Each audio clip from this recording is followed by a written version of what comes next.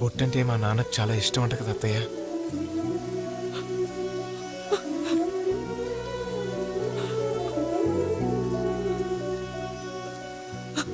ఊరుకో అత్తయ్య, ఎందుకు ఏడుస్తావు?